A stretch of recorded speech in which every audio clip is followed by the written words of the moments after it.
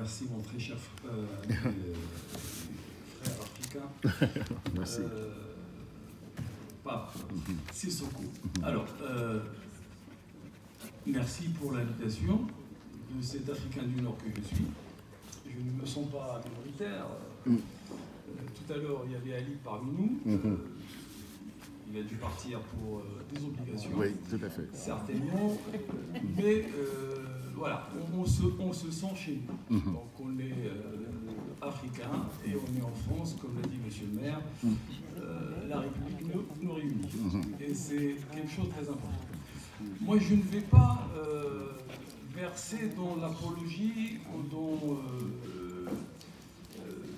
une certaine forme de complaisance par rapport à des choses qui ont été dites et brillamment dites par un certain nombre d'intervenants.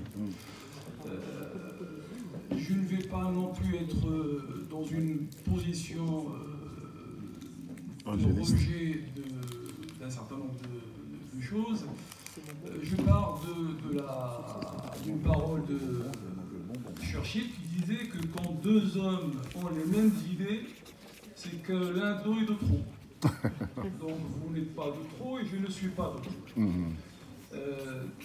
Du coup, en fait, beaucoup de choses qui ont été dites me rappellent la querelle des anciens et des modernes. Vous vous rappelez cette querelle au sein de l'Académie française où vous avez un représentant, un grand poète français du XVIe siècle, Charles Perrault, qui représentait les modernes, et Boileau qui représentait les anciens.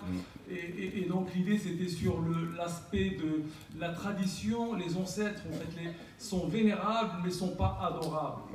Donc il y a un héritage effectivement qui est là, qui est important, qu'il faut assumer, mais il ne faut pas non plus se mettre à genoux face à cet héritage. Donc il y a quelque chose quand même là-dessus sur lequel moi je ne partage pas tout à fait un certain nombre de positions. Est-ce que cela veut dire que finalement il ne faut pas en parler? Bien sûr qu'il faut en parler. Moi je suis enseignant, il faut en parler. Évidemment, il faut transmettre, c'est très important. La transmission, c'est quelque chose de formidable. Hein. C'est un acte d'amour. Daniel a beaucoup insisté là sur l'amour en tant que notion, en tant que valeur. Il y a effectivement une transmission à mettre en place. Mais il y a une façon aussi de transmettre pour laquelle l'aspect critique, l'aspect remise en cause doit être présent. Autrement, on serait dans des redites. On serait dans le fait de répéter un certain nombre de choses alors que le monde avance. Et Daniel nous a posé la question, qu'est-ce qu'il faut faire? Vaste question. Qu'est-ce qu'il faut faire? D'abord, ne pas se redire, ne pas se répéter. Inlassablement, c'est fatigant. Ça, c'est très clair, en tout cas, dans mon esprit. Être africain, moi, je fais référence un petit peu à l'histoire. Vous vous rappelez la controverse de Valladolid, 16e siècle. Vous avez en Inde ces colons qui viennent d'arriver, deux théologiens qui disputaient, qui débattaient pour savoir s'ils avaient une âme ou pas. Hein, s'ils avaient une âme, ils seraient convertis au catholicisme. S'ils n'avaient pas d'âme, ils ne le seraient pas. On n'en est pas là. Il faut dépasser l'acte performatif qu'on apprend en linguistique, c'est-à-dire que c'est celui qui nomme qui fait. C'est la parole qui crée. C'est pas parce qu'on a dit qu'on a qualifié quelqu'un de nègre qu'il est nègre. C'est pas parce qu'on l'a qualifié de esclave qu'il est l'esclave. C'est pas parce qu'on l'a qualifié d'arabe avec le sens péjoratif de ce mot qu'il l'est. Donc ça, il faut faire attention avec ça, et je tiens à le dire. Alors c'est le débat en Afrique. C'est le débat, et il n'est pas nouveau, c'est les années 70, 60 et 70. Hein. Vous savez, le mouvement littéraire, artistique, la négritude, Léopold Sédar Senghor a été cité tout à l'heure, l'un des fondateurs de ce mouvement culturel, littéraire, artistique, avait une certaine conception des choses, sur la beauté de l'Afrique, sur l'histoire de l'Afrique, sur l'être africain. Mais Senghor était un francophone. De l'autre côté, vous avez un anglophone, Paul Sri-Lanka, prix Nobel de littérature, que lui, il récuse la négritude. Il parle de la tigritude. La tigritude, c'est le tigre ne se pose pas la question sur ce qu'il est. Il saute sur la proie, il la dévore. Donc c'est pas nouveau tout ce qu'on est en train de dire. Mais moi, par contre, c'est quelque chose qui m'a beaucoup intéressé, c'est le premier, le poète qui a pris la parole en premier, quand il a parlé de décoloniser, je ne sais pas, peut-être pas le mot que tu as utilisé, les mots et les concepts, mais c'est ça. Je vais partir de ça pour aborder en fait un concept qu'il faut décoloniser, c'est celui de l'universalisme. Ce mot tant galvaudé. Donc ma contribution est la suivante par rapport à ce mot universalisme. Il est difficile de penser la préservation et la promotion des héritages ancestraux, des traditions, donc c'est le thème de la soirée, sont passés par la case de la critique de l'universalisme, dans sa version occidentale eurocentrique, version dominante et dominatrice. Cet universalisme promeut théoriquement l'existence du pluralisme culturel et de la diversité des identités en refusant de privilégier certaines catégories de citoyens par rapport à d'autres. Or, l'histoire de la traite négrière, du colonialisme et des différents impérialismes ont jeté le discrédit sur son bien fondé moral. Dès lors, il convient de le déconstruire, non pour le rompre avec la perspective de tout universalisme, mais bien pour bâtir une nouvelle conception plus ouverte, plus inclusive, plus égalitaire et plus humaine. Je ne peux ouvrir cette perspective de la critique de l'universalisme eurocentré devant vous sans recourir à quelques grands noms de la pensée africaine contemporaine.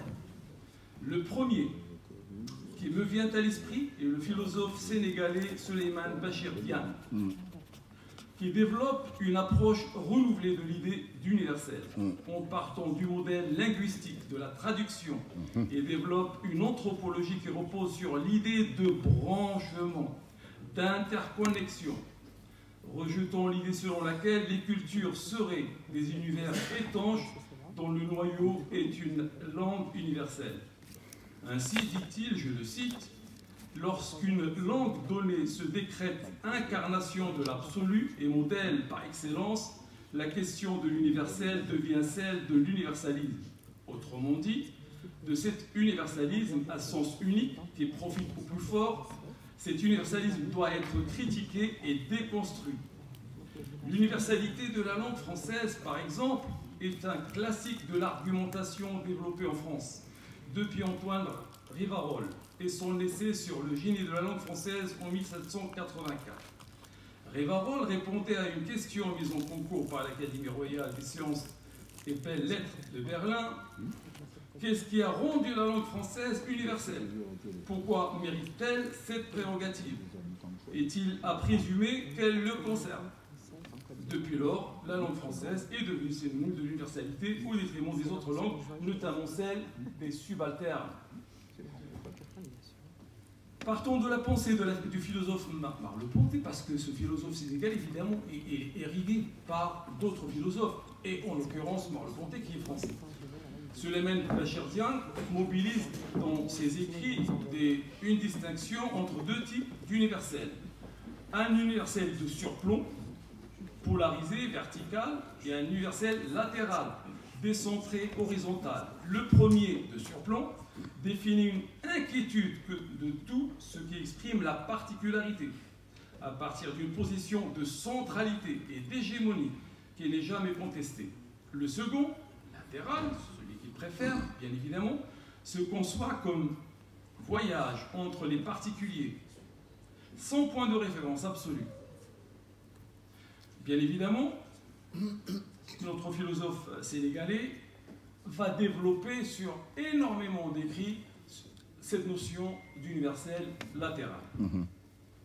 En plaçant en son cœur la question des langues, Diagne conteste l'existence de langues naturelles de la philosophie, dont le territoire d'élection serait l'Europe.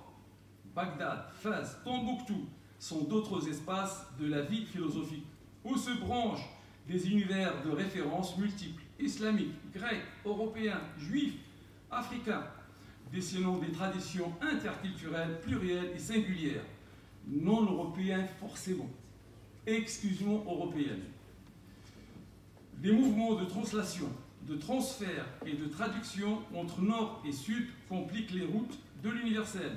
Elles ne sont pas continentales et linéaires. Elles sont entremêlées, enchevêtrées, traversant mer, continent, îles, déserts et forêts. Le paradigme de la traduction décrit chez notre philosophe sénégalais une nouvelle configuration de l'universel. Multiplions les géographies de la vie philosophique. Dès lors, aucune langue ne peut prétendre incarner à elle seule le logos, donc l'universel. Donc pour sortir de l'ambiguïté, de l'universalité de ce terme utilisé, donc il va privilégier le terme universel. L'universalité est connotée, occidentalisée, donc l'universel pour lui, ça serait le mot à utiliser, et donc ça va dans le sens de ce que notre poète tout à l'heure a dit sur la décolonisation des concepts. Un autre penseur qui a voulu sortir de l'ambiguïté de l'universalisme, de surplomb, ou de ce qu'il appelle, lui, l'universalisme tranquille, sûr de lui et dominateur, c'est l'afro-descendant, qu'on peut appeler autrement, Aimé Césaire.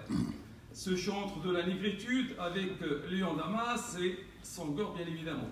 Il plaide pour un universel qui serait riche de tous les particuliers. Césaire considère qu'aucune culture n'est enfermée sur elle et en elle-même, et c'est bien du reste ce que disent les penseurs de la négritude. D'où la fracture consommée en 1956 entre Césaire et l'universalisme paternaliste et fraternaliste du Parti communiste français, auquel il avait adhéré.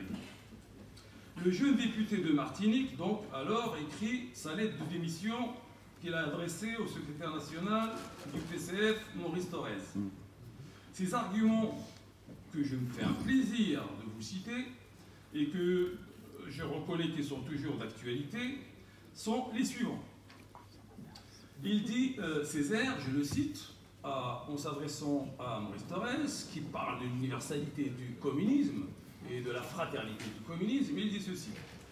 Nous, hommes de couleur, en ce moment précis de l'évolution historique, avons, dans notre conscience, pris possession de tout le champ de notre singularité et que nous sommes prêts à assumer sur tous les plans et dans tous les domaines de responsabilité qui découlent de cette prise de conscience. Singularité de notre situation dans le monde, qui ne se confond avec nul autre. Singularité de nos problèmes, qui ne se ramènent à nul autre problème. Singularité de notre histoire, coupée de terribles avatars qui n'appartiennent qu'à elle. Singularité de notre culture que nous voulons vivre de manière de plus en plus réelle. Et Césaire de rajouter, nos voies vers l'avenir, je dis toutes nos voies, la voie politique comme la voie culturelle ne sont pas toutes faites, qu'elles sont à découvrir et que les soins de cette découverte ne regardent que nous.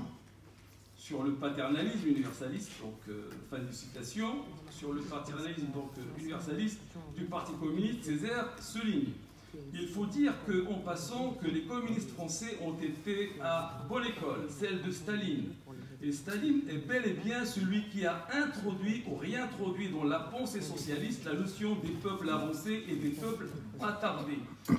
Et s'il parle de devoir du peuple avancé, d'aider les peuples arriérés à rattraper le retard, je ne sache, dit Césaire, je ne sache pas que le paternalisme colonialiste proclame une autre prétention. Quant au supposé fraternalisme, donc universel, de tous les prolétaires du monde, Césaire relève avec lucidité qu'il s'agit bel et bien d'un frère, d'un grand frère qui, imbu de sa supériorité et sûr de son expérience, vous prend la main, d'une main hélas parfois rude, pour vous conduire sur la route où il sait trouver la raison et le progrès. Or, dit Césaire, c'est très exactement ce dont nous ne voulons pas, ce dont nous ne voulons plus. Nous voulons que nos sociétés s'élèvent à un degré supérieur de développement, mais d'elles-mêmes, par croissance interne, par nécessité intérieure, par progrès organique, sans que rien d'extérieur ne vienne gauchir cette croissance, ne vienne gauchir cette recroissance, ou l'altérer, ou la compromettre. Dans ces conditions, on comprend que nous ne puissions donner à personne, et ça c'est Césaire qui parle, pas moi, délégation pour penser pour nous, délégation pour chercher pour nous, que nous ne puissions désormais accepter de qui que ce soit, fût-ce le meilleur de nous-mêmes ou de nos amis, se porte fort pour nous. Donc Césaire souligne qu'au-delà du Parti communiste, parce qu'elle était lucide, Césaire, ce n'est pas une affaire du Parti communiste, mais comme il était communiste, mais évidemment, bassiné par l'universalisme et le fraternalisme, donc il était dans l'obligation, en tant qu'intellectuel engagé afrodescendant, de remettre les pendules à l'heure par rapport à son secrétaire national. Donc Césaire souligne qu'au-delà du Parti communiste, tous les autres partis de droite comme de gauche sont concernés par cet universalisme bon temps et bon teint. Et c'est ici, dit-il, une véritable révolution copernicienne qu'il faut imposer. Tant est enraciné en Europe et dans tous les partis et dans tous les domaines, de l'extrême droite à l'extrême gauche, l'habitude de faire pour nous, l'habitude de disposer pour nous, l'habitude de penser pour nous. Fin de citation. C'est sans doute là l'essentiel de l'affaire. Alors, pour conclure, Césaire utilise cette célèbre phrase que vous connaissez, si vous ne la connaissez pas, vous devez la connaître. L'heure de nous-mêmes a sonné. L'heure de nous-mêmes a sonné. Bravo. Cette vertu d'une lucidité rare ne veut pas dire pour Césaire qu'il est désormais question de se refermer sur soi-même, dans une identité fossilisée. Il n'est pas question de ça, parce qu'il n'y a pas d'identité immaculée, originelle et sans défaut. Ce qui relève de l'essentialisme et revient à adopter une position de l'universalisme de surplomb tant combattu. Ce qu'on prend d'une main, ce qu'on refuse de l'autre main. L'identité culturelle que revendique Césaire, combien même particulière